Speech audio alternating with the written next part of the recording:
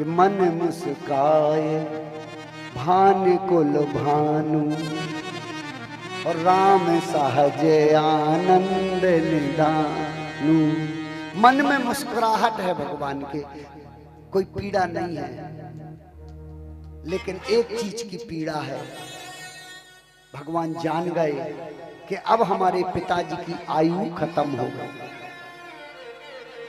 मैं जाऊंगा और दशरथ मरण हो जाएगा, क्योंकि जब तक मैं था मेरे पिताजी की आयु थी, और जिस दिन मैं घर से निकल जाऊंगा मेरे पिताजी की आयु छीन हो जाएगी।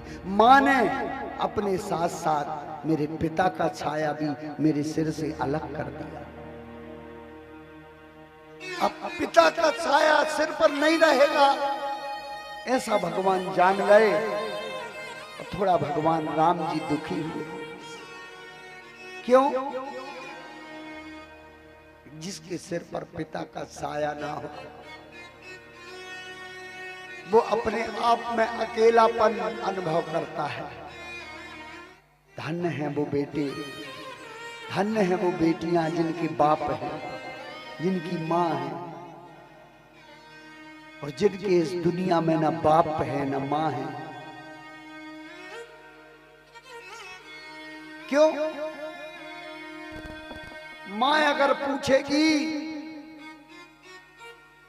बेटा कितनी दूर हो, तो माँ पूछेगी तो एक ही बात पूछेगी, क्या बेटा तूने भोजन किया कि नहीं किया?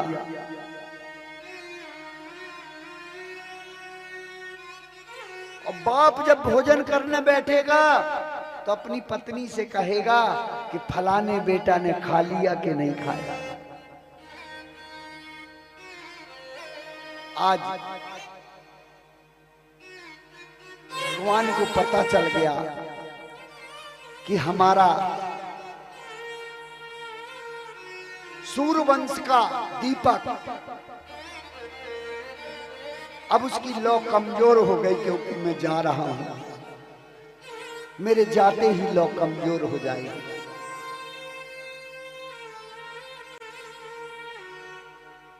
कौशल्या के पास से भगवान थोड़ी चले थे कि किशोरी जी आ गई, अपने नाखून से पृथ्वी को खरोदने लगी।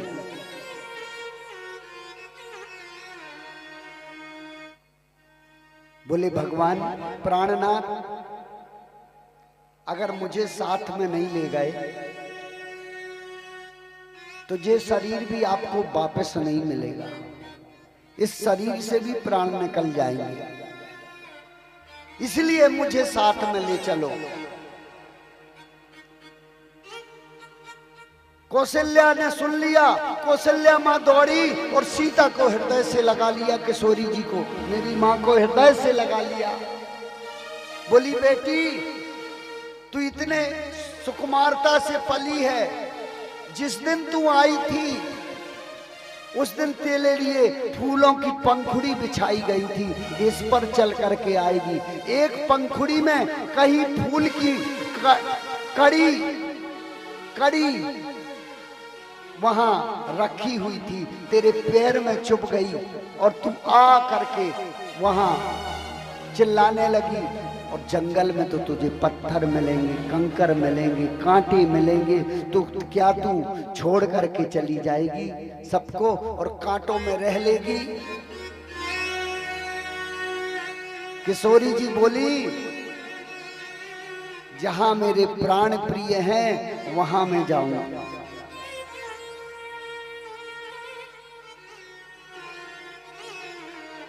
जहां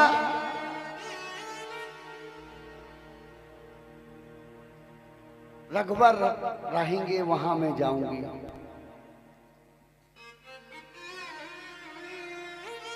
लक्ष्मण आए, प्रभु मुझे मत छोड़ देना, मैं कहीं और नहीं रहूंगा, मैं आपका दास हूं और आपके साथ रहूंगा। बोले पहले अपनी मां सुमित्रा से पूछ करके आओ। लखनलाल जी अपनी माँ के पास जाते हैं, रास्ते में सोचते जाते हैं, कहीं माँ ने कह दिया नहीं बेटा तुम्हें नहीं जाना, तो बताओ माँ की आज्ञा का उल्लंघन मैं कैसे करूंगा। और जैसे ही सुमित्रा के पास पहुंचे लखनलाल जी, चरणों में प्रणाम किया सुमित्रा मैया के और बोले, मां, बड़े भैया राम जी को वनवास हो गया है 14 वर्ष का। तो सुमित्रा के आंखों में अश्रुपात हो गए। बड़े भैया को वनवास हो गया, लेकिन मां, मैं वनवास में साथ जाना चाहता हूं, बड़े भैया की सेवा करना। सुमित्रा के फिर से चेहरे पर मुस्कान आ गई।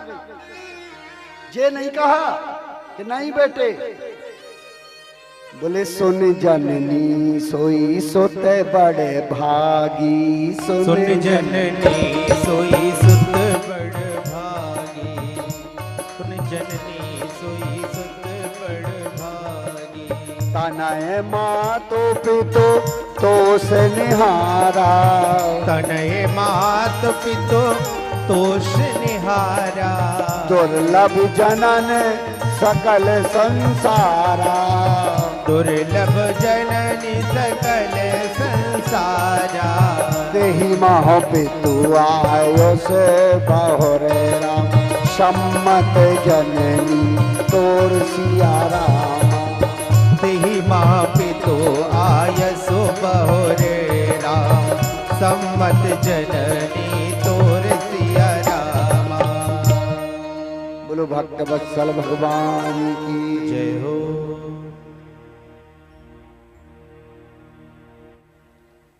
मां तो मां होती है, मां के बराबर दुनिया में कोई प्रेम करने वाला नहीं। और मां की पहचान ऐसी है, अभी 1000 बच्चा बिठा दो आप, छोटे छोटे लिटा दो, और एक बच्चा रोएगा तो वही मां उठेगी जिसका बच्चा रो रहा है। सबको आवाज दी जाएगी, वो पहचान जाएगी जो मेरे बच्चे की आवाज है। मां 50,000 की साड़ी पहने हो, 50,000 की, और बच्चा टट्टी फिर जाए तो मां बच्चे को मारेगी नहीं, धीरे से जाएगी, अपनी साड़ी का पल्लू धोएगी और उस पल्लू को थोड़ी अलग से खौंस लेगी। बोलो भक्त वत्सल भगवान की। ये ममता मां के अलावा किसी में हो नहीं सकती। आज हृदय से लगाती है बच्चे को, हृदय से लगाती माता सुमित्रा और कहती है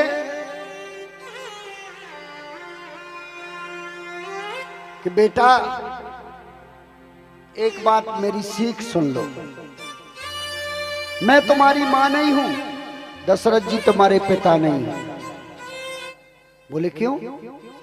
बोले गुरु पे तुम आते ना जाने को, और कहा स्वभाव नाथ पतियो। और लक्ष्मण जी से कहती हैं कि तुम्हारे ही भाग राम बन जाही, दूसर है तो तात कछुना। तुम्हारे भाग राम बन जाही, दूसरे है तो तात कछुना। तुम्हारे भाग राम बन जाही, दूसरे है तो तात कछुना।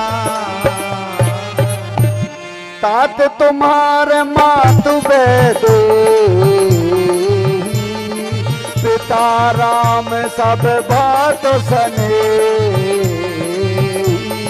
तात तुम्हारे मात बेदे, पिता भांति सब राम सने। सुमित्रा कहती है, तात तुम्हार मात बैदे ही, तुम्हारी आज से माता जानकी जी हुई, और पिता राम सब भांत सने ही, और तुम्हारे पिता राम जी हुए। जाओ अपने माता पिता की सेवा करो।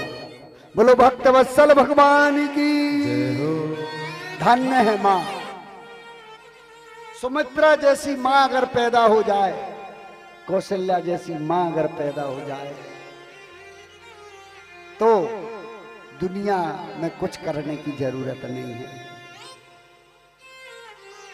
और कह दिया अंत में कि बेटा वो बन नहीं जा रहे तो मेरे ही भाग राम बन जाई, और दूसरा रहे तो तात कछु नाई। तुम्हारे भाग राम बन जाए, दूसर है तो तात कछु नाई।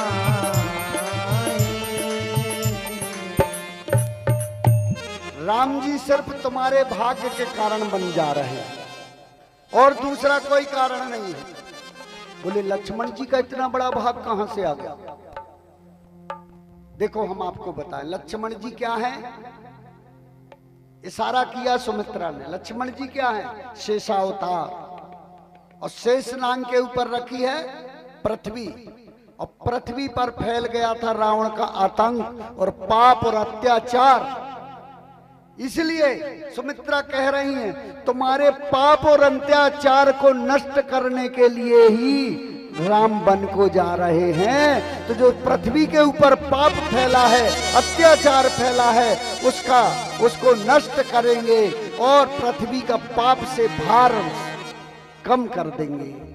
और उस भार को कम होने के कारण तुम्हें बेटा थोड़ी शांति मिलेगी। दूसरा अर्थ, तुम्हें प्रभु की सेवा करने का सौभाग्य प्राप्त होगा। वन में तुम निश्चिंत होकर अपने प्रभु राम की सेवा कर पाओगे। अगर यहाँ राम जी होते तो उनके कई सेवक लगे होते, वहां सिर्फ अकेले तुम सेवक रहोगे। इसलिए 14 साल तक तुम्हें सेवा करने का मौका मिलेगा।